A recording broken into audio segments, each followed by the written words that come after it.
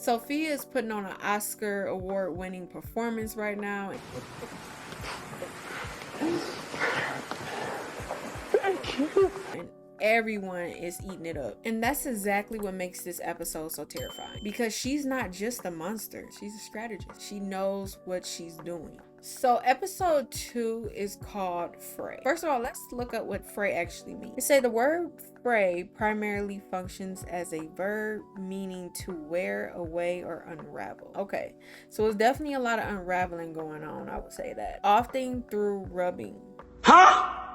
It can also function as a noun describing a fight or a chaotic situation. Okay, so chaotic makes sense for this episode. So that title honestly is doing a lot of work for this episode. Everything is frayed. Boy is frayed. Tabitha is frayed. The whole town is one thread away from snapping, literally. Jim is dead and the man in yellow has revealed himself as Sophia. And everybody's trying to figure out what's next. But here's what I want y'all to pay attention to. This episode is not about what the monsters do, but it's about what the town does to itself. That's the real nightmare in this episode. First off, Kenny barely survived that night. His dumbass fell asleep. Sophia left the door wide open and was outside at night. He was almost... Boyd wakes up and he sees a bloody bag hanging from the motel sign. And that's where everything falls apart because immediately everyone is in a horrific state. Everyone immediately thinks it's Jim because he didn't come home the night before. When they finally cut it down, they find out that it's a dead goat. Everybody breathes and everybody is relieved until Ethan and Julie find Jim hanging in the barn, mutilated and sadly deceased. Chest ripped open and throat slashed. With the words, knowledge comes at a cost written on the wall. The way they just did Tabitha in this episode had her break down, then get relieved to find out that Jim is still dead in the barn. Okay, let's talk about Sophia's strategy here. We know Sophia's a shapeshifter, walking around, looking creepy. She's targeting isolated people. And when she decides to move in with Sarah, you could tell that's going to be her first project. We all know Sarah's history is not great, so I think that's why she decides to stay with Sarah. Think about it. Sarah's been an outcast since season 1. She kills people and nobody trusts her. So of course, Sophia takes that as an opportunity to befriend Sarah. And if you guys don't think that's smart, then I don't know what show you're watching, because she's very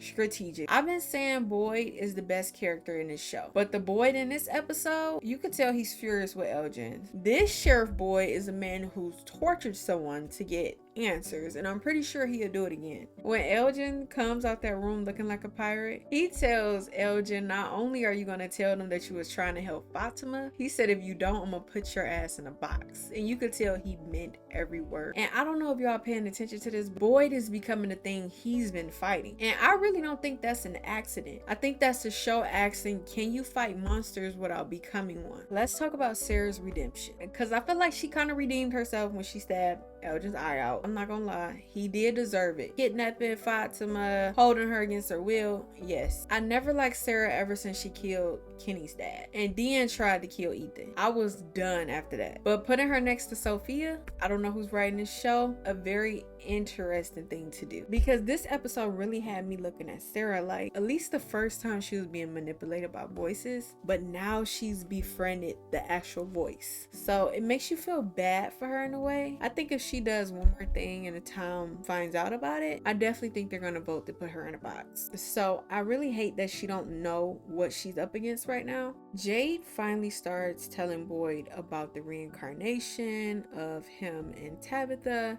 which I'm so excited for because I know Boyd might be able to contribute in this situation and he might not think it's so crazy. Ethan just saw his dead dad and Jim has told him to find the Lake of Tears. So I don't know if Ethan is hallucinating, because I thought only Julie could see Jim because she can storywalk. So this is an interesting part in the episode. I hate that it takes Jim dying for them to finally come together and start sharing the information that they know, because Tabitha knows things, Jade knows things, Victor knows things, and I guarantee you next episode when they find out more things, they're not gonna talk about it at all until something crazy happens. So that really irritates me. You know, you would think they would conversate more or share information because they're stuck there and use that information to try to get out. So here's the best part of the video. This is when I start dropping my theories about what I think is going to happen. Sophia, I don't think she's here to kill anyone, but actually she killed Jim, but that was the last episode. I'm talking about this episode. I think she's here to break the town from the inside. Think about it. The monsters kill people at night. They can't come out in the daytime that we know of. But the man in yellow didn't just kill Jim. He showed himself as a shapeshifter. Put himself in that town as a sweet church girl and is now picking on people, trying to break them one by one. His first target is Sarah. She's the most isolated person.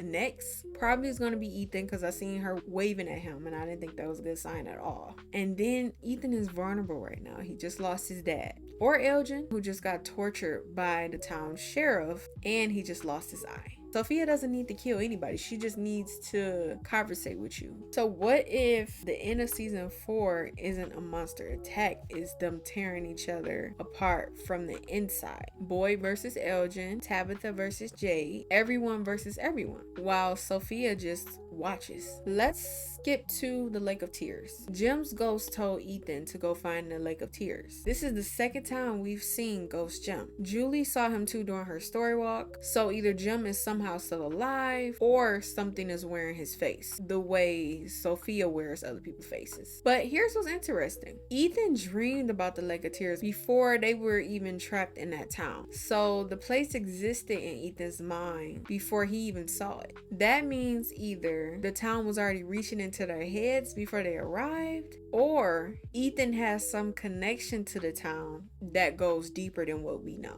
Who knows? Maybe Ethan has been here before too. And if the Lake of Tears is a real physical place, what if it's where the original children were sacrificed? The ones Tabitha and Jade keep seeing. What if finding it is the key to breaking the cycle? Back to Julie. Every time Julie story walks, she gets pulled into a moment of violence, I noticed, and almost dies every single time. The rope scene, Jim's death, she keeps trying to change things and she keeps failing, barely making it out. What if story walking isn't about changing the past like Ethan told her? What if it's about gathering information, more information that can help in a town? That's why it's important to share information, because they don't even know she's doing this. Anyway, every time she goes in, she sees something new. What if it isn't to save Jim? What if it's to see who the man in yellow really is in different timelines? Because she can actually find out what he's been doing every time he comes. And that could be very beneficial to stopping him before it happens again. Because here's what I keep coming back to. The man in yellow seems to know how everything plays out. Like this has happened before. And if Julie can story walk and the man in yellow doesn't understand that, like he's never seen it before, if she can story walk through enough cycles without dying, maybe she can find the one moment where it went wrong. I don't know if I'm right. I haven't finished the season, so I'm just really going off of what I've seen so far. But if I'm wrong about half of this, it's honestly just a theory. I want to open y'all minds up a little bit. But that's what I love about this show. It keeps you thinking and keeps you on your toes. That was episode 2, Fray. And the name fits because the town is actually falling apart. And I don't think it's going to get better anytime soon. So what do y'all think about Sophia's strategy so far? And do y'all trust the ghost version of Jim telling Ethan to find the Lake of Tears? Because this town plays so many tricks, I don't even know if that's Jim. Is it just another manipulation? Let me know in the comments what you guys think. If you haven't subscribed yet, go ahead and hit that subscribe button, like this video, and of course comment. We're covering the whole season, episode by episode. And I don't want you to miss the next one because it's going to be good when I come up with another theory. Go watch the episode if you haven't already. It's really, really, really good. I'll see y'all in episode 3.